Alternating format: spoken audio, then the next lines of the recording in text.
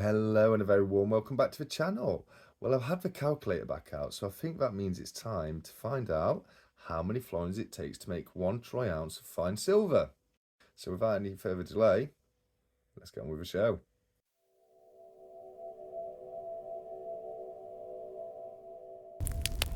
Yes, hello, and how is everybody today? Now, you may be aware that I made a video a few days ago just going through how many of the old British half crowns it took to make 1 troy ounce of fine silver. And I had the idea after the video of making it into a little mini series and continuing to find out how many of the other coins it took to make 1 ounce of silver also. Now, it must have been an okay idea because I had a few people also comment requesting the same thing. So, today, without any further ado, what we're going to do is we're going to find out how many of these old British florins it takes to make 1 troy ounce of fine silver. So once again, just the same as the last time, there's going to be two coins that we need to consider in the video today. One of which being this one right here, which is the 1920 to 1946 500 silver florin, and also the pre-1920s 925 sterling silver florin. Now, unfortunately, I don't actually have any of the pre-1920s florins as of yet, but the information will still be the same, and we'll just have to go on the information for Royal Mint for references. Which brings me on nicely to the next point, is that the weights and specifications I will be using are provided directly from the Royal Mint website. And once again, as advised before, the varying degree of wear on the coin will affect its weight and therefore precious metal content. But we will go forward and do the best we possibly can do with the information to hand. So first up, we have the pre-1947 florin, which is the 500 silver florin. As you can see right here, I have a beautiful 1937 florin, aka 2 shilling coin. You can see the legend around the coin there reads Fid Death Ind Imp 2 shillings, which is Defender of the Faith and Emperor of India, which George VI at the time, as you can see right there, was of course Emperor of India as well as being King of Britain. So we can see the legend around the coin there read Georgius VI DG BR Rex, and that would translate to George VI, by grace of God, King of all Britain. Okay, so yes, the specifications of the coin. So the Royal Mint website advises that these coins were 11.3 grams in weight, which gives us exactly 5.6 grams of fine silver per coin. Now, what that means is it does take 5.5 coins to make 31.7 grams, which is pretty much dead on 1 troy ounce. So, with it being 5.5 coins, if you were wanting to stack these by the ounce, it would be you would have 2 ounces of fine silver for every single 11 coins that you had. Okay, so that brings us on to the price of these coins, and once again that would vary very much depending on the age, wear and rarity of the coin. But as a general rule of thumb, I'd probably look to pay somewhere in the region of around £4 to £8 for one of these 2 shilling florin coins.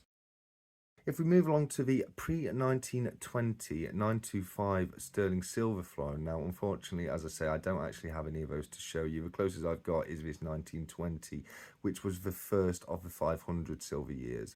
But again, going back to the 925 sterling silver florin, the Royal Mint website advises that they weigh exactly 11.32 grams. So once again, it's not quite as easy as doubling the silver content of a 500 silver coin, because this is 925. So doing the maths, what I can do is confirm that each of these coins contains 10.47 grams of fine silver. What that means is 3 of the 925 sterling silver florins would come in at weighing exactly 31.413 grams, which is pretty close to 1 troy ounce, which I believe is 31.103 grams, if I'm not mistaken. So as I say, there's only a couple of points of a gram difference there. So once again, three of the 925 sterling silver florins, they will pretty much exactly put you on 1 troy ounce of fine silver. Okay, so if we move on to the price of a 925 sterling silver florin, now again, I can't stress enough that this is going to vary very much on the condition of a coin, the rarity of the coin, and the age of the coin. But as a general rule of thumb, not a particularly rare year in generally decent condition, I would look to be paying somewhere of the region of around £12 to £25 for a sterling silver florin.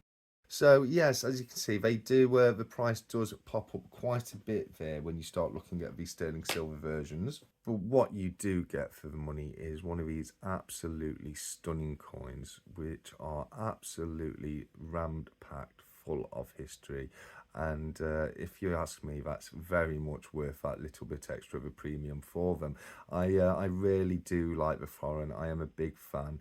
I often say it very much depends what side of bed I got out of in the morning as to whether or not the florin or the half crown is my favourite coin. It does flip and flop pretty much that regularly, to be fair, because I just think that they're both absolutely amazing coins in all honesty. So that's pretty much it for me today in regards to how many florins it takes to make 1 troy ounce of fine silver. I will just remind you all that I do currently have my 500 subscriber giveaway running on the channel, where you could enter for your chance to either win both of these King Charles coronation coin packs or one of the 2023 King Charles fine silver bullions. So they are two absolutely wonderful prizes.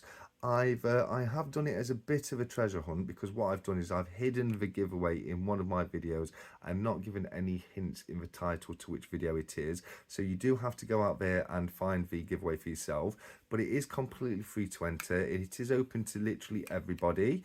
All you have to do is find the video, watch to follow the instructions, and I hope to see you all entering that as soon as possible.